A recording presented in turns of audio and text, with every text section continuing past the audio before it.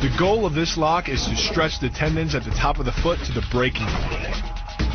The strongest tendons have a tensile force threshold of just over 400 pounds. Applying any more pressure than that can tear the tendons from their base or snap them in two. This move uses your opponent's arm as a lever working against him. The greater the torque on his shoulder, the greater the pain inflicted. And exceeding the joint's normal range of motion causes more than just pain. The soft tissue, muscles, and the bone can all be seriously damaged by this pressure.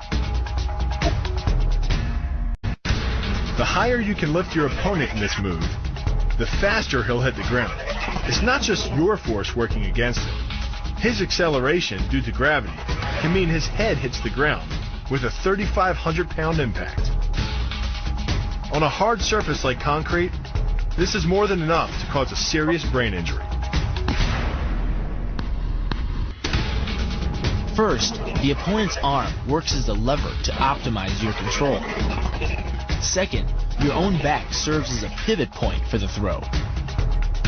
The strength and stability of your back allows you to throw a much heavier opponent than in a move that requires you to lift him. Unlike most kicks that land with the side, ball, or top of the foot, the gastrezin uses the heel to deliver the blow.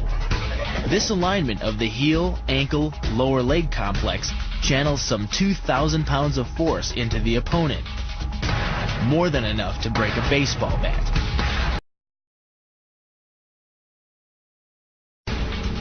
By grabbing the wrist, you provide hundreds of pounds of additional leverage.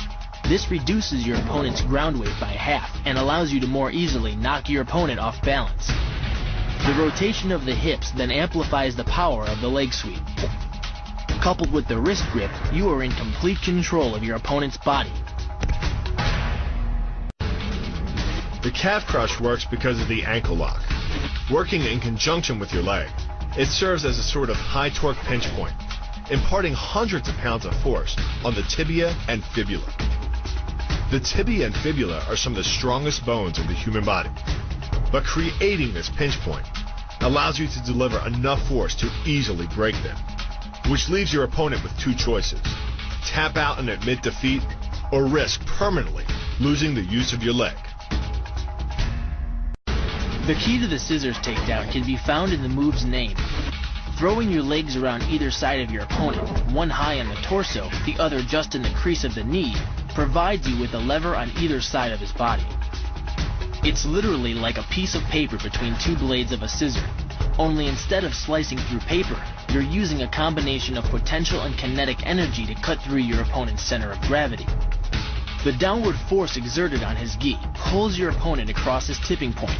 Along with your body weight, you generate enough instability in your opponent to drive his body to the mat, like a child tossing around a rag doll.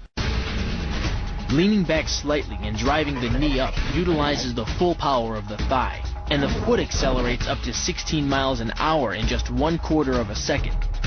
That's twice the acceleration speed of a Porsche. Coupled with the rotation of the hips, the kick can impart 450 pounds of force upon impact with the ribs. When executed perfectly, it's a motion similar to cracking a 2x4 with a sledgehammer.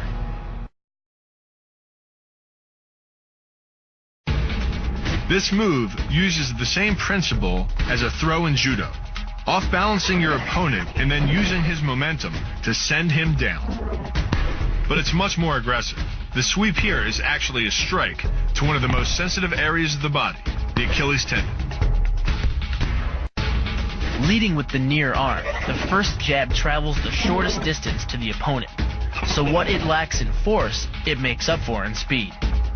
The second punch, utilizing both the twist of the shoulders and the forward momentum of the kick, can carry over 4 times as much impact. And just a few hundred pounds of force to the temple is enough to cause a knockout. It's aimed at the largest gland in the human body, the liver. A direct hit won't just bring an opponent down. It can rupture the gland, causing severe internal bleeding. But the liver is well protected by the rib cage, so the kick must be accurate to within ½ an inch. In this move, the forward propulsion of the hips, combined with the piston motion of the lower leg, can send well over 700 pounds of force directly through the rigid bone of the heel. This impact won't just knock an opponent down. The force is enough to permanently damage his kneecap. The first elbow strike can accelerate to a speed of 25 miles per hour in less than a quarter of a second. Less than a third of a second later, the initial strike is followed by another, equally devastating shot. By employing the bony tip of the elbow, these strikes deliver a double dose of injury-producing energy and can result in a broken nose, facial fractures, or a wicked cut. The move works by using your opponent's own body weight against him. The first strike can land at speeds greater than 20 miles per hour and can stun your opponent with the same injury-producing energy as dropping a bowling ball from over 11 feet onto his torso. By using his arm as a lever in conjunction with the leg sweep, you drive your opponent to the ground. Once he is on the ground, you follow up with a devastating strike to his face. The secret to the move is wrist control. By rotating your opponent's wrist to the maximum extent of its range of motion, the bones of the wrist lock against the bones of the forearm and make it impossible to bring the strong muscles of the upper arm to bear. Then, you can pull your opponent off balance and into a potent knee strike. The combined force of the knee strike and your opponent's forward momentum can be as much as 2,000 pounds, enough to dent sheet metal. The tornado kick is a study in controlled chaos. A quick spin confuses your opponent. Then one knee is thrust into the air, launching your entire body high enough to fire a powerful kick. The momentum generated by your body weight rotating freely, combined with a powerful hip thrust, creates a devastating blow of over 700 pounds of force upon impact. More than enough to permanently damage the hyaline cartilage that protects the larynx and spinal cord.